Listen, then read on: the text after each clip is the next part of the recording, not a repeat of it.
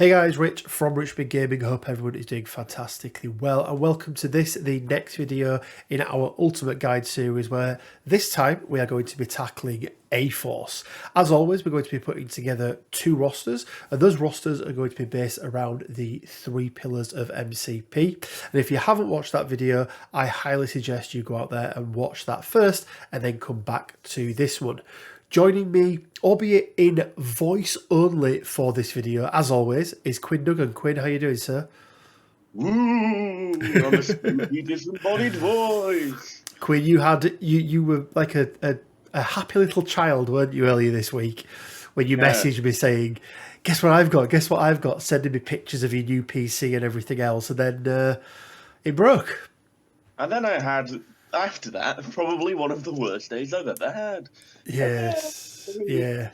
So Quinn, when's your PC coming back? When are we coming back with it? It'll probably be sometime during this week. Cool. So hopefully, Use the hope at least. yeah, hopefully we'll be back up and running as normal for next week. So there will be a sister video to this one where we cover the X-Force, but we are moving to a single video a week. Trying to get two videos out a week was just proving to be too much work. But it is A-Force versus X-Force week. You guys voted for it. We had almost 200 of you voting, and Quinn, overwhelming 71% of people voted for this over the Inhumans versus Wakanda, so it's definitely one that people are looking forward to see. So should we jump straight in and take a look at the battle card? Yeah, let's do it. Cool. So starting off then, guys, we have our budget battle card where we just use the core box and 3 extra packs. So starting off then, the 3 packs that we've taken with us are CP39, a bit of an essential one for the A-Force, as it's the one that contains She-Hulk. But then we've also got CP08 and CP35, so that's the Shuri and Okoye box, and then the Crystal and Lockjaw box. And even though he is most definitely not a member of A-Force, we thought we'd bring the bestest boy along with us, didn't we, Quinn, for this one, because he offers them some really nice support and a bit of attrition as well. Yeah, exactly. You know, like, I mean, Lockjaw gets in everywhere just because he's the goodest boy. Like, you know, He Crystal's is. just taking him out for a walk, happy Yeah. to be going on a mission, you know. Exactly that. So we're quite lucky with A-Force, with the core box, because we also have 2 other members. So we don't just have to put in splash characters. So we've got the 2 threats, Black Widow, and then we've also got Captain Marvel as well. And then rounding out the roster, we've taken Baron Zemo. You know him, you love him. He makes it into pretty much every roster that we do.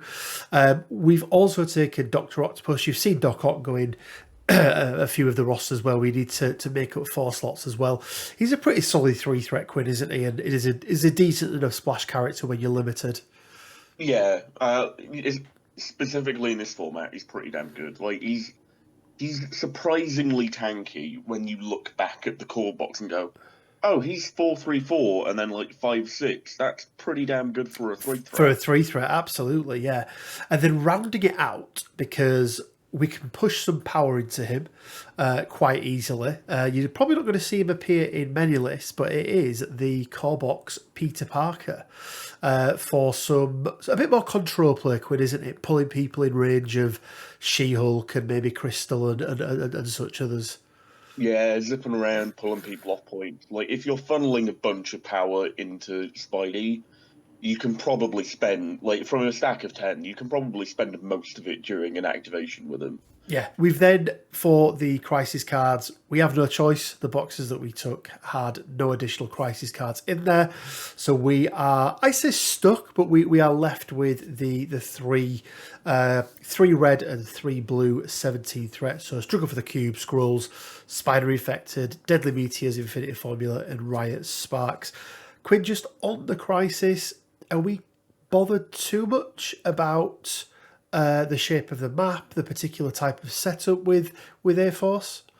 I don't particularly think so. I think the biggest issue that you're probably going to run into with these crises is Spider Infected, because you really don't want a Spider Infected on She-Hulk, or Okoye, really, because you don't want to get them repositioned out of, like, bodyguard ranges or things like that. And then rounding it out, then we have our 10 crisis cards. Another affiliation, Quinn. We did Brotherhood last week, where we were saying that a lot of their affiliated tactics cards are really good. These guys don't have the same choice when it comes to character specific, but most definitely for their affiliated tactics cards, A-Force Assemble, Special Delivery, and Stalwart Determination. 3 really, really solid tactics cards there, aren't there? Also, you've got sort of the option of which ones you want to play, right? Because Stalwart into a team that has basically no control, probably not the best choice. Whereas, like, A-Force Assemble on a really spread map, probably not. They all sort of have their niche, right? Yeah, absolutely.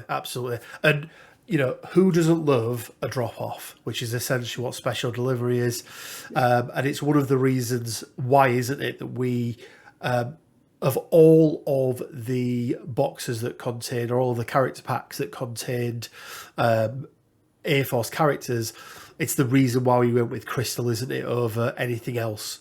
Because we wanted a 3-threat option. 3-threat long move flyer just means you can get that little bit further with She-Hulk whenever you choose to do that, typically round 1. And also, because it's attached to a 3-threat, you're less precious about her actions, right? They're not as important to you as, say, like a 4-threat in the form of Danvers.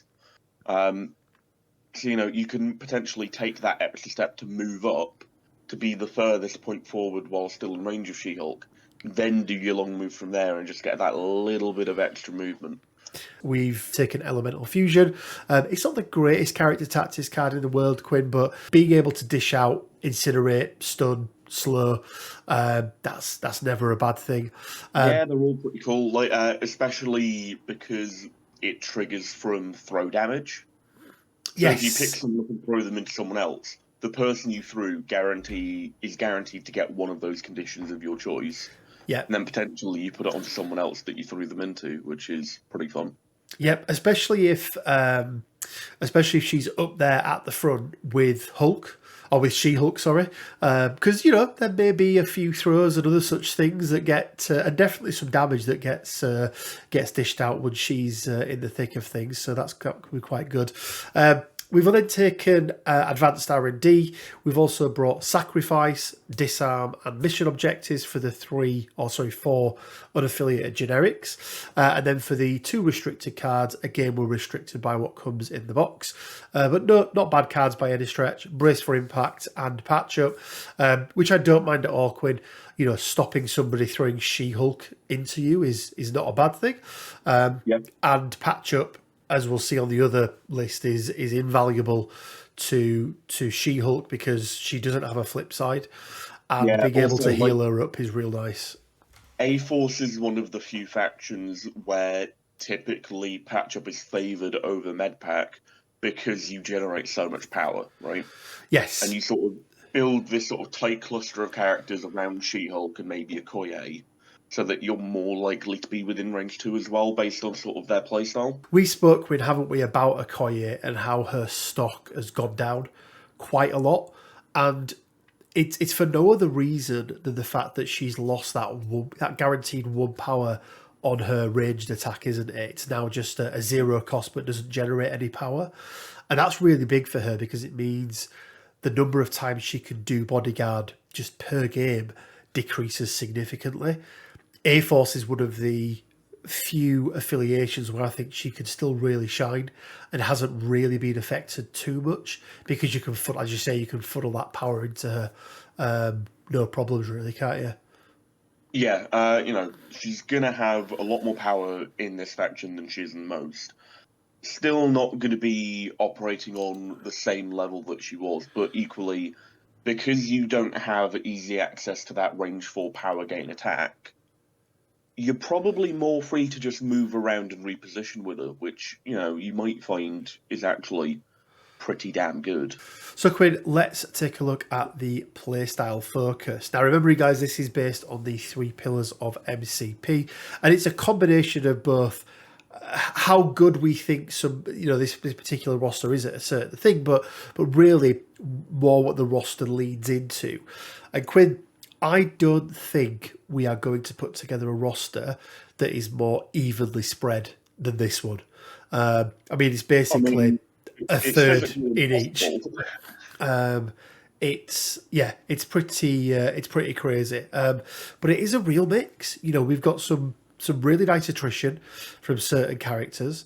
You know, Danvers and She-Hulk can absolutely pop off, but then you've got the supporting piece as well from Okoye with the bodyguard, but then you've also got Zemo and Shuri for the rerolls.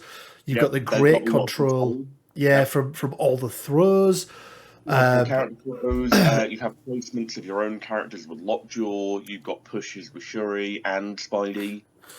And then you combine in there the tactics cards that we've taken, like Mission Objective and Advanced R&D and that sort of thing. And yeah, it's a really, really well-rounded team, completely. And also, just looking at the threat curve really quickly as well, maybe one of the nicest threat curves we've had in the budget rosters as well. Obviously, missing out on that 5-threat character, but I think really in the budget roster, you know, the only choice would have been Angela or Scarlet Witch as well, isn't there? And again, we really wanted that 3-threat character who could do the drop off for us. Hence why we went with Crystal.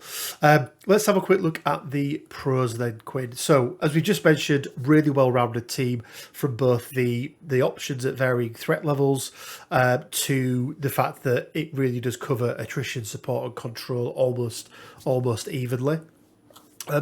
One thing I really like, Quinn, is all the affiliated tactics cards that you need come in She-Hulk's box. We're not missing a tactics card because it comes in somebody else's box. And I'd like to see this a little bit more from AMG, where they release a new leader and any tactics cards associated with that leader and that affiliation are in that box with that character. We've got some amazing turn 1 plays, Quinn, with special delivery. The damage and devastation you can cause with this is really nice. It's very broadcastable, and we'll cover that in the cons. You know, if you're sat there with just Crystal and She-Hulk and they're range 2 apart and you've got special delivery, your opponent is probably going to be able to guess what you're doing.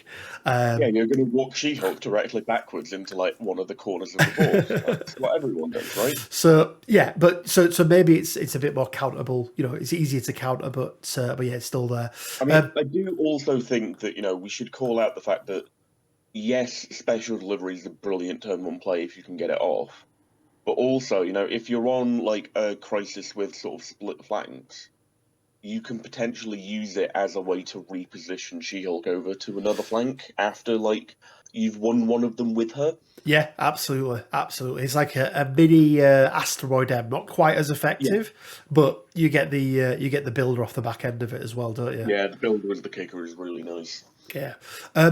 Something that we haven't seen, Quinn, I don't believe in any other budget list, at least, and maybe in any other list at the moment, is 2 affiliated 2-threats. And that's one of the reasons why you're going to see this roster score really high on the adaptability. And both of those characters do very different things, but almost a unique position now where we've got 2 affiliated characters that can both contest. And that's really, really important, isn't it, for this roster?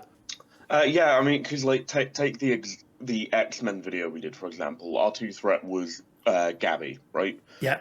Gabby's a great 2-threat, but, you know, having 2-threats that can contest and pick up stuff is just so nice for just leaving your bigger characters to just go off and do what they need to do, right? You have sort of the little plebs run around and they sort of keep you stable in terms of points, whilst the big guys go in and do like all the damage that you need, right? And sort of tip the scale in your favour. Yeah. Well, and it's really nice as well because, you know, I could see easily running both Okoye and, on the right setup, but easily running Okoye and Natasha on together, because as we just mentioned, maybe the playstyle with Okoye changes a little bit now. Maybe she is up there in the action a bit more because that range for attack isn't quite as good. And Natasha can stay on the back point, which is really, really nice. Like on D maps, having the likes of Natasha to just sit around and just be like, don't worry, boss, I'm going to get you at least one VP every round. And that's huge, right? A two-threat character.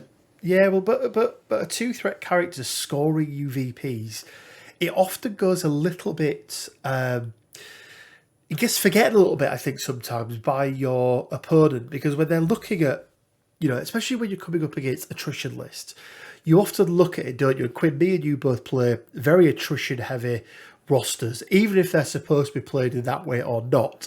We tend to turn them into attrition lists. But I don't know about you. I often look at a map and go, right, who's my target? Who do I need to take out that's going to have the biggest impact? And that is more often than not a two-threat character. I'm putting my resources into a Juggernaut or a Magneto or a Thanos. Yeah, you sort of like survey the field and go, right, what's the biggest threat to me right now? Yeah. And you go, right, I deal with that. I therefore neuter my opponent's ability to punch back at me, and I can sort of, get the ball rolling. Yeah. And whereas sometimes it's just a little bit too late that you realise, oh, that two threat's been scoring like 2 VPs every round. I need to stop them now, and they're on the other side of the board. Well, if you're doing a hammers or a cube or something like that, where you're on a D map, and Scarlet Witch I always say Scarlet Witch because of Scarlett Johansson. Romanov has gone up because she's got that long move as well. Picked up a hammer, and then come back to a back point. Two VPs around is not to be sniffed at. Not at all. And the time it then takes you to take down a big character, because it doesn't often happen round 1. It can do, but doesn't often happen. It's usually at least round 2. She's already scored VPs. 2 threats scoring you 4 VPs is a great return on your investment. 100%. So, and yeah. Then, there's always the cascading effect of that allowing your other characters to go off and do different things, which is potentially allowing you the opportunity to score even more VPs, right? It's just... absolutely. It's an interesting thing to try and quantify, just the impact of a 2-threat that can score VPs. Yeah, it's not to say that the likes of Nebula and Honey Badger are bad. They do different things, but don't sit on the fact of how good a 2-threat character is like that. We've just covered it off as well, but we've also got 2 affiliated characters from the core box, which obviously gives us a huge amount of value, giving us 6 affiliated characters, even though we've taken a character pack that only has one character in there, which is really nice. Cons, because there are some, most definitely. And this is more from the roster building perspective, but A-Force characters are spread very, very thin. Very, very few characters are, I would say, Quinn, with the exception of She-Hulk, A-Force first characters. They're all Asgardians that are also in Air Force, or Inhumans who are also in Air Force, or Wakandans who are also in Air Force. It's like a secondary team, isn't it, that they're part of. Quinn, couple of other ones then. We've got to address the fact that their only leader is 6 threat. That's going to make it a little bit harder when it comes to playing wider maps, but I do believe that is countered with the fact that we've got 2 affiliated 2-threat characters. Like, it almost balances it out, really, doesn't it? Because usually a core of a roster tends to be 3 characters, and you typically want them between 9 and maybe 12, 13 threat in total. Sometimes it's a bit more. You look at Brotherhood where it's like a 14 threat core almost, but they've still got a core potentially of 10 in She-Hulk, Okoye, and Natasha, and that's not bad. You add in there, another three threat for what's her face, Crystal, and 13 threat. You've got 4 pretty solid characters, and then you can add in Shuri if you need to at 16. You can add in Danvers if you need to at at 17 and so on and so forth. So it gives you some really nice options, even though it is a 6-threat leader. And then the other downside, Quinn, or the only other downside I see to the list is then no mystic attacks. And we see that quite often, aren't we, in these budget lists? Yeah, I mean, it's just sort of one of the things with sort of how the game sort of not evolved but grew, right? Sort of the mystic attacks came in at a later date. And, A-Force are not known for their big mystic powerhouses. Probably Scarlet Witch is the only one, really. So yeah.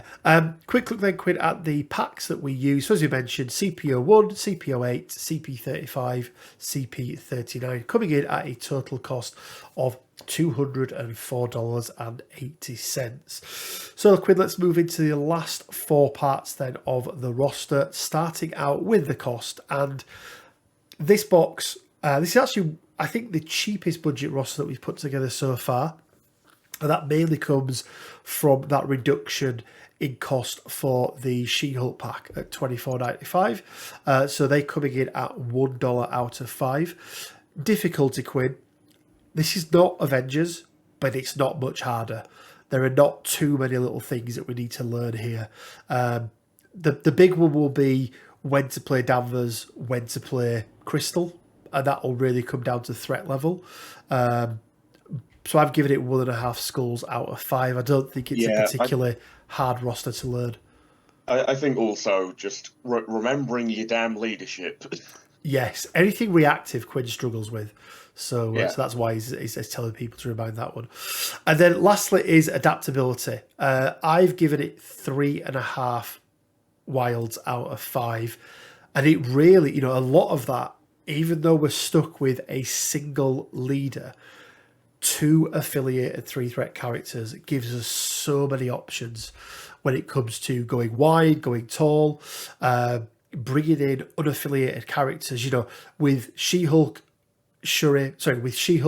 Okoye, and Natasha, we can then bring in 2 unaffiliated characters for 5, which is really, really good to be able to do. Having that super tall leader, but still being able to, go, averagely wide is really nice. So, Quinn, giving us an overall roster score of 6.3 out of 10. And I think, Quinn, that this roster is going to be slap bang in the middle of all of the others when it comes to the budget one. I think it's a great first roster after the core box, or even just a first affiliation to go for straight away. I think the mechanics are a little bit more advanced than what you get from Steve and Red Skull, so it's going to teach you some different things. And I also think the characters that we've selected here are going to make it really, really easy to pivot into a second affiliation after the fact as well. So obviously, you only need one more box and you've got pretty much, everyone but Storm in Wakanda. You've got half of the Inhumans pretty much. And let's not forget, She-Hulk herself is an Avenger. So you can very easily pivot back into Steve's Avengers using She-Hulk as a big centerpiece as well. So I think it's a really, really fun list. And I think people will have some really good success with it, even on this tight budget. Yeah, 100%. So, Quinn, on to our second roster of the video. And this is the one that you get to spend all of the money on without a care in the world and spend $40 on a single crisis card, which seems to be the one that tends to happen. But let's jump straight in and take a look at which characters we've taken. Let's see who's made the cut, but then let's also take a look and see which new characters we've brought along. So, Quinn, we can see that alongside She-Hulk, 4 of those initial characters that were affiliated, so everyone but Shuri has made the cut. So first of all, why no Shuri? So I mean, Shuri was sort of in the original roster because she and Okoye were the only 2-pack in quotation marks of A-Force, right? Yeah. And once you expand beyond that and have all of the packs accessible to you, there are just so many good 3 threats in A-Force, and they sort of just push Shuri out. So alongside of then, Quinn, we've taken another big hitter in the form of Angela. Now, she brings some great extract play to the team, doesn't she? Being able to move up to a centre point and then to a wider point and picking up 2 extracts or interacting, twice because of the fact that she's an Asgardian means she gets that 2 power turn 1. She's also another great candidate to drop off a certain She-Hulk as well, isn't she? Yeah, Angela just overall is a really good 5 threat. Like, I mean, Rich, you play a lot of Guardians, and she doesn't make the cut, right? She But doesn't know, but that's... in an A-Force list, like it's sort of a very different vibe to Guardians, right? Like these sort of extract plays can be really important because A-Force can be really good at castling up.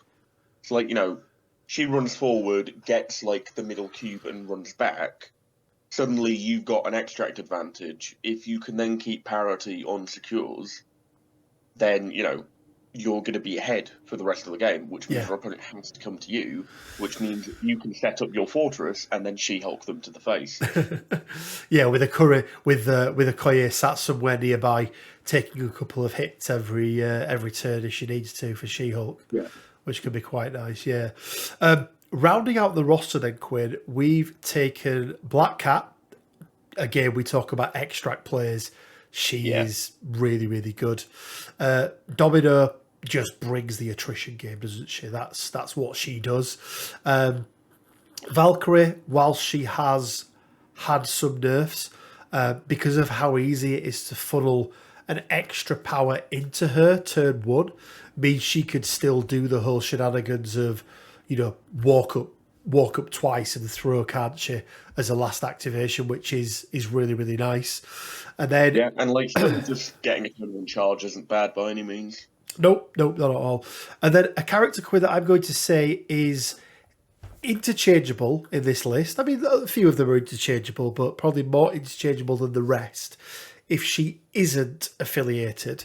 And I think it's probably a 50-50 split on whether she's affiliated or not, because... Like, my gut says she will be, but we'll see, I guess. Yeah. If she is, I think that increases the stock of A-Force significantly. But that is Rogue. She's quickly becoming one of our favourite 4 threats, isn't she, in the game? Yeah. I mean, I like characters that charge. I like characters that punch people good. She steals power, which is brilliant for messing with your opponent. Potentially she's got 2 forms of non-action based damage. Yeah. She's just a really good brawler. She is, and a character that loves power in a roster that loves generating it as well. So really, really nice.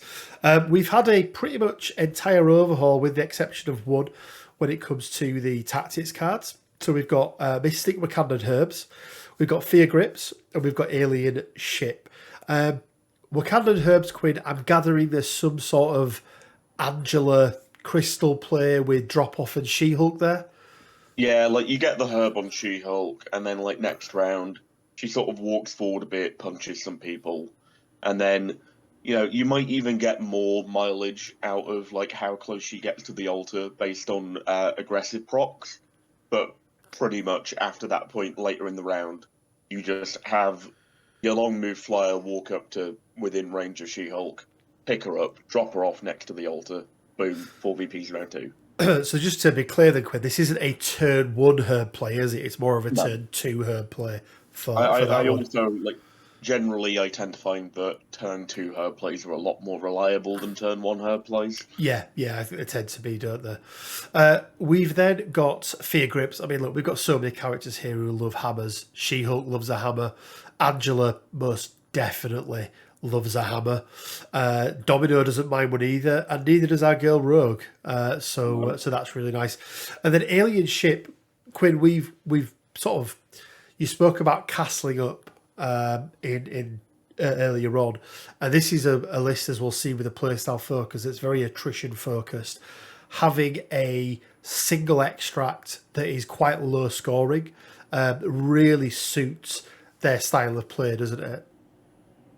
Yeah. Also, it sort of forces your opponent to try and attack if they're holding it because of like the looming threat of guaranteed 1 damage.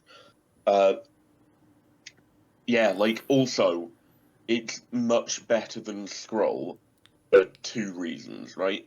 It's a higher threat, which, A-Force prefer because it means they can bring more of the big guns, or they can go really wide. And 2, the movement limitation on it is 1 move action around rather than being a slow mover, which means that people like Angela and Crystal and like Black Widow can still like zip around with it. They just, only do it once per round. Yes, absolutely, absolutely. Whereas, yeah, as you say, it's a bit more hampering, isn't it, with with some of the other extracts. We then taken Deadly Meteors, Demons Downtown, and Terrigen Cloud. Demons Downtown, again, just throwing out incinerates, that kind of thing, is never a bad thing. Having your opponent roll less dice is usually a good thing when you want to beat them into the ground. Terrigen Cloud, we've got some, we've got a couple of characters there, I think, that are immune to poison. In She-Hulk, 4 by my count. Yeah, She-Hulk, Crystal. Who are the other 2?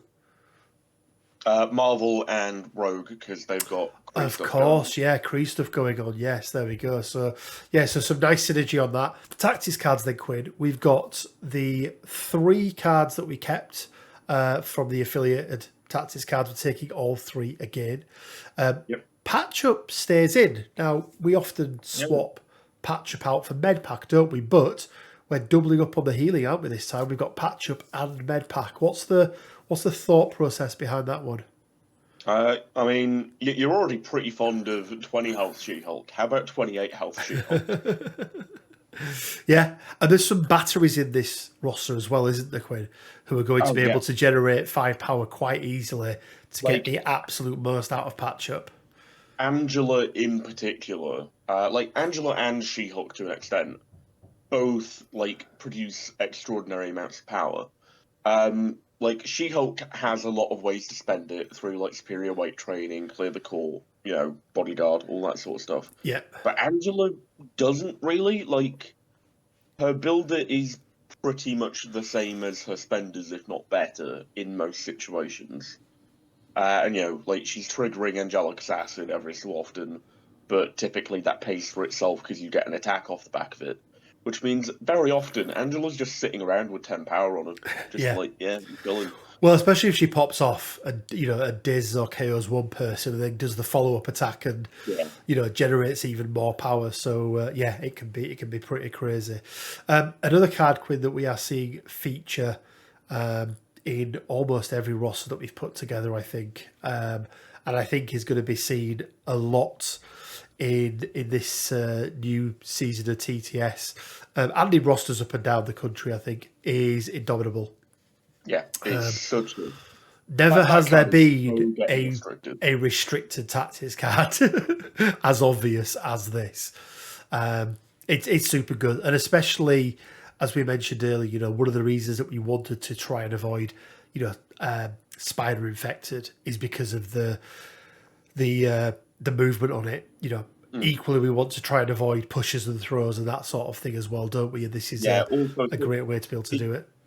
The inclusion of Indomitable also sort of serves as, one, a secondary stalwart, which is kind of cool. Yeah. But 2, it's sort of like getting brace without getting brace. Which means we're allowed to get, those 2 healing cards rather than sticking brace in there. Yeah, absolutely. We then taken Follow Me. We spoke about this, didn't we? It was one of the last cards that we put in there. And, we going back to that power generation, Quinn, Angela popping off and then being able to pay that 6 power, because it's the character who finishes their activation that pays the power, isn't it? That the 6 power comes from them. It's first that pays, and then following up some sort of devastating Angela activation with She-Hulk, Danvers, Rogue, even Domino or Valkyrie. There are so many good options in this roster for just people that can lay the hurt on even more. Yeah. You've even got some crazy potential, this Quinn, of being able to do, especially if you're doing it to, round two, there's even potential of special delivery followed by follow me. If you get enough Oh yeah, power. like Angela does some murder and then does a special delivery, and then you follow me into She-Hulk, and it's like, Yeah. cool, you don't get to activate any of your models this round; they're all dead. It's also a really nice way, and I think one of the things that people don't talk about a lot with Follow Me, or at least I don't hear them talk too much about it, is the priority manipulation and being able to, either maintain or regain priority. Because one of the things that you suffer from when you're murdering all of your opponents is that they're going to come back, and they're probably going to have the first action next round. With Follow Me, you can manage that somewhat a little bit, can't you? Taking out characters that have already activated, but then using that Follow Me to make sure you then keep, as I say, or gain priority for next turn, which can be really, really important on something like Wakandan Herb or Alien Ship or something like that. So Yeah, yeah, I like I think mean, that's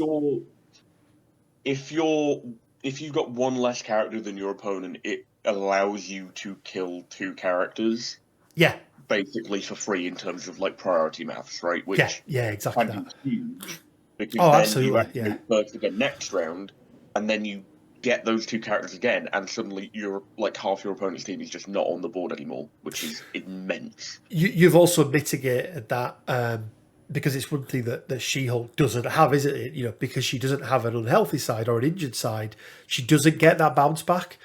Angela, Yeah. if you murder her, she comes back with 10 power and just goes on a massacre. Danvers does the same, Rogue does the same, right? Whereas you could stop that happening for your opponent because you get to attack them back to back, which can be really, really good. We've also then got Face Me, really, really nice card. We've got Climbing Gear, which could really help for movement, and then we've also got Rocket Boots, which basically means that we can turn Black Widow into a long move drop off for, I always call it drop off, special delivery for She-Hulk, can't we? Yeah, we totally can, and like it potentially like it's a lot of investment, right? It's both extra investment and less investment. Less investment in terms of threat, but more investment in terms of cards, right? Because Yes. effectively you're paying two card slots to get a special delivery off, but you're paying one threat less, potentially more, depending on who your flyer was going to be. Yeah. It Yeah. also like frees up those larger threat characters to go off and do their own thing, which I think is important. Like as we mentioned earlier, having a two threat that's just so good in like from like a utility standpoint can be really, really impactful. Well, again, there's no reason why you can't, because typically for Natasha's turn, she's going to be moving up, picking something up, and moving back. Right? That tends to be what it is. So if you could funnel, a couple of power into her, which is again very easy to do in Air Force, there's no reason why she can't, move and take She-Hulk with her, and then pick something up, and then just move back to that back objective that she was contesting before. Maybe if it's a flip, you might not quite have enough. If you need to interact again, but if it's just to stand there and, if it's a demons, for example, where all you need to do is just stand there, then it's going to be really, really easy for her to do. Yeah, 100%. And like, that is exceptionally valuable. Like, because there will be times where you get into like sort of a situation where, based on what your opponent's playing and what map you're on and what threat you're like, oh, I don't really want to take any of these flyers, or I need them to do something else, and then you're just like, bam, Widow, extra tactic card. Yeah, Got yeah, it exactly, immediately. exactly that, exactly that. Playstyle focus then, Quinn. Control and support we've kept the same pretty much. There's really no change in either of those from how much they've scored, but we have doubled, tripled down on the attrition side of things, haven't we? Characters like Rogue, Valkyrie, Domino, Angela, and then more than that, being able to take the tactics cards that we want, kind of doubles down even more on it, doesn't it? So Yeah, like there's a massive sort of shift in focus from list A to list B, right? yes, And yeah, like because you have all these pieces available to you, you can sort of you still do the old things, right? You've got a little bit less control and support because Shuri's gone, but you've gained a Black Cat who's really good in terms of like scenario control, and you can just murder shit real good. yeah, you can. And I think you can very easily swap out a couple of these characters, couldn't you? Because there is some duplication, right? You've got two big 4-threat hitters there, and Yeah, they're both a medium move with flight, right? So they're both ticking a lot of boxes for Air Force. Yes, that is based on the assumption that Rogue is an Air Force member, right? She can't do special delivery if she isn't, but let's say for argument's sake she is. So I feel that you could, if you said, well, I'd rather bring some more control, right? I think you could very easily swap out a Rogue or a Danvers if one of them, if Rogue is affiliated, definitely Rogue if she isn't, for like a Ghost Spider or something would fit really, really easily into this roster as well to give you a little bit more control. So again, as we spoke about these, haven't we? That this is a template for you to work from, or a starting point for you to work from, and you can then tweak these rosters, swap characters out. Because the one nice thing about Air Force, Quinn, is there's quite a few of them, isn't there?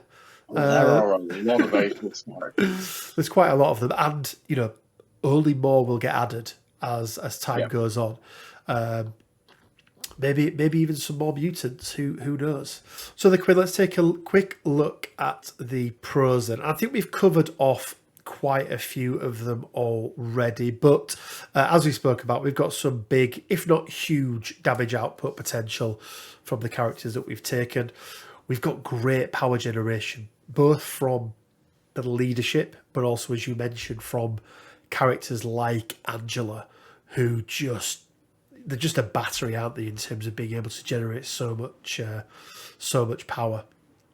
We've got lots of throws and displacements. And as we've already spoke about, we've got multiple options for special delivery, including rocket boots. And it kind of overcomes a little bit of one of the cons we spoke about in the previous roster, Quinn, which is that broadcasting of what you're going to do. If you've only got one person on your team that can do it, it's really obvious. Whereas if anyone in your team can do it, or if you've got multiple characters that can do it, it just gives a little bit more for your opponent to think about, doesn't it? Yeah, especially if like your opponent hasn't really been paying attention to all 5 of your cards, and you go with like your one flyer that you have in your squad, and they're like, "Oh, I'm safe from special delivery this round," and they walk up and they're like, "La la la la la," and then Black Widow like straps on some like roller skates with like fireworks attack, and he goes, "Hop on, She-Hulk." Meow. Yeah, absolutely. So, Quinn, on to the cons, because there are still some in this list. No roster is perfect, and I often describe this game, Quinn, as it's just one massive game of rock, paper, scissors, isn't it? You might be really, really good at one thing, but the person that counters you, you're going to have some weaknesses. So, first one, Quinn, for me is we really have a poor selection of character-specific tactics cards, to the point where I think this may be the only roster that we've built so far that doesn't have a single character-specific tactic card. Every single tactics card is either unaffiliated or affiliated, which is a bit sad. It's not the best. Like, I'm trying to think of like the ones that we could have taken, and it's like Rogue's 2 cards that are just. I mean, Pardon Me Sugar is not useful in this list at all, and Mind If I Cut In is just a bad card. Because it's so easy to just go around. It's like, oh, pay a power, great. My card does nothing. All of Danvers, she needs other people. Elemental Infusion's okay, but I think there are other cards, as we've shown, that are better. Yeah, you typically, it just would never make your 5, I don't think, whereas the rest, like, the 10 cards we put in all have potential to make it in, right? Oh, 100%, 100%.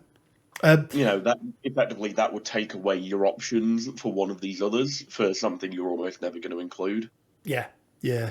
The other thing I want to talk about, Quinn, is that these are a very attrition-heavy list, but it's very much in the offense, isn't it? It's sort of a big glass cannon-y, isn't it? Yeah, I mean, we've got bodyguards, okay, but we don't have what I would call a tanky character. There's no Cassandra Nova in this list, is there, Quinn? when it comes to tanks, but they, I mean, they don't have a lot of defensive tech. You've got Rogue, right? But like, you've got no ways of forcing attacks onto her. Once again, I mentioned, mind if I cut in, one power is not going to be, what one power to get around that is a paltry sum for an actual like attrition list, right? It really is, yeah, it really is. And I think that's where they are going. Where they're going to struggle is against other attrition lists, who can maybe swamp them a little bit. So a Guardians roster, a Brotherhood, I think they're going to be quite susceptible to. Those sorts of lists, whilst they probably have a similar issue of, being very easy to, daze, but packing a lot of punch, sort of A-Force exacerbates that by having this big 6-threat leader that doesn't flip, which sort of means that, you need to burn through that 20 health, right? Or 28 health if you get all of your healing off. But once that's done, that's it. She's gone. There's no sort of comeback turn, like we mentioned, of She-Hulk being like, you made me mad, punch, punch. Whereas, like, against, like, a Guardians or a Magneto or, like, a Midnight Suns, for example. Yeah. Like, all of these factions have that comeback mechanic. And, like, Suns and Guardians have ways of just pumping a bunch of attacks into someone at, like, an opportune moment. With like, Lovable Misfits, Deadly Duo, and Siege of Darkness, right? So, like, if they catch you out and you're not in the right position for Bodyguard with She-Hulk, she's just going to get melted. Yeah, and you need to be very careful about that. I had it happen against somebody I played the other week, and albeit it wasn't She-Hulk, but it was Hulk. And, using Lovable Misfits, I was able to eke out an extra 3 or 4 damage at the end of a round 1, to take down Hulk. Nobody had enough power for field dressing. And, they couldn't do anything about it because they'd literally had their last turn. Steve was out of range. He'd already activated. I managed to move him out of the way. And yeah, She-Hulk does suffer a little bit from that side of it as well, doesn't she? In that she doesn't have that comeback. So if you do get lucky, you do melt her, and you don't get a chance to play Medpack or Patch Up. That's the biggest threat, I think, to this list is you take out She-Hulk, and the other characters are going to struggle because, even at 20 threat, right, she makes up over 25% of your entire threat allocation.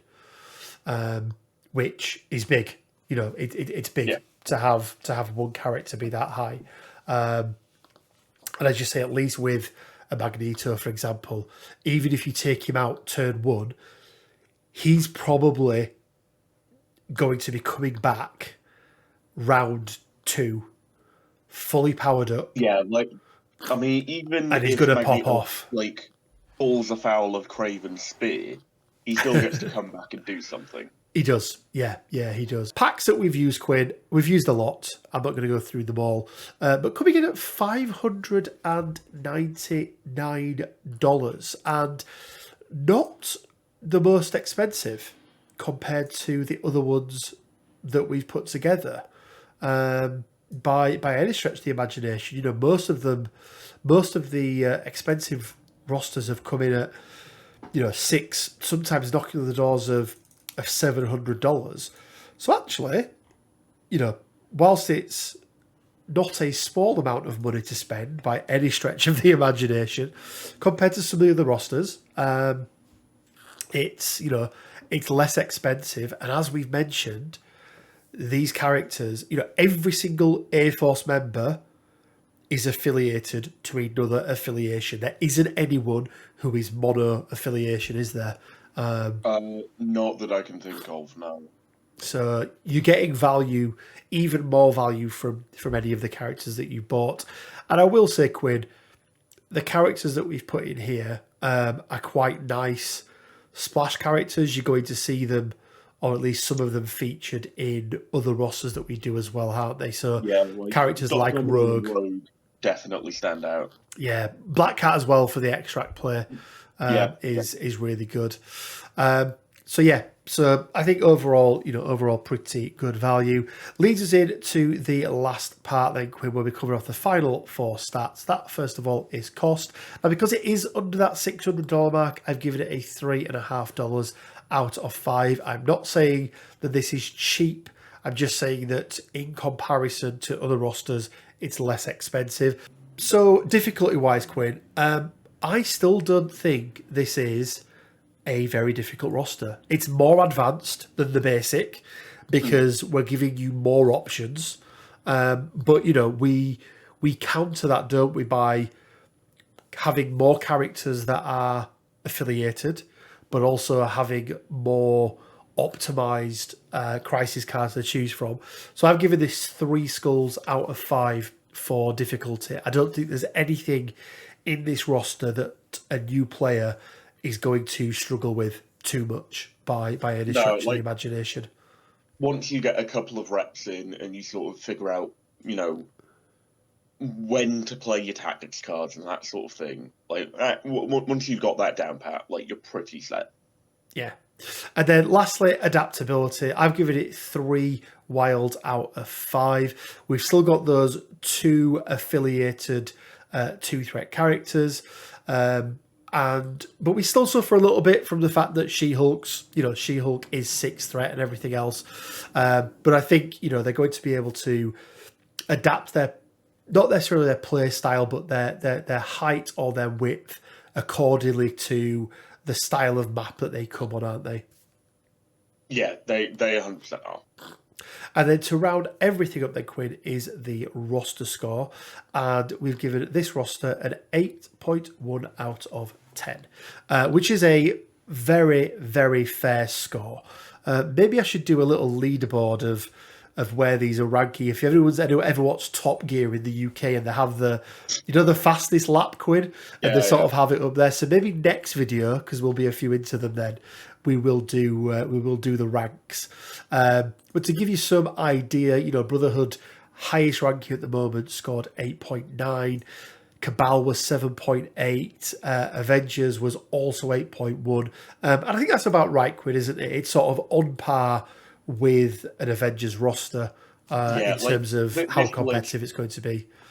We'll give Double Hulk a run for its money, so it feels right that they're about equal. Yeah, absolutely. And there we go, guys. That is our ultimate guide to the Air Force. I know this is one that a lot of you have been asking for. I know, Quinn, you have got a friend who's just coming into the game who's looking at getting into Air Force as well. Is that right? Yeah, I do.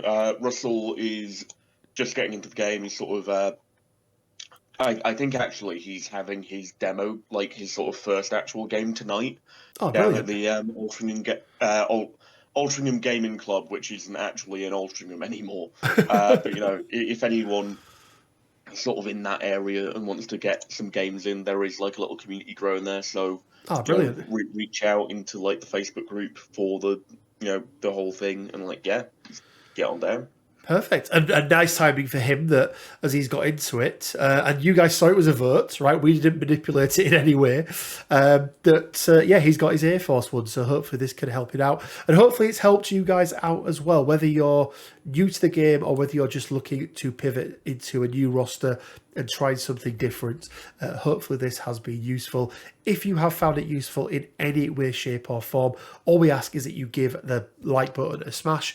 Really, really does help. If you haven't subscribed yet, make sure you hit that subscribe button to make sure you get notified for all of our other videos that we release.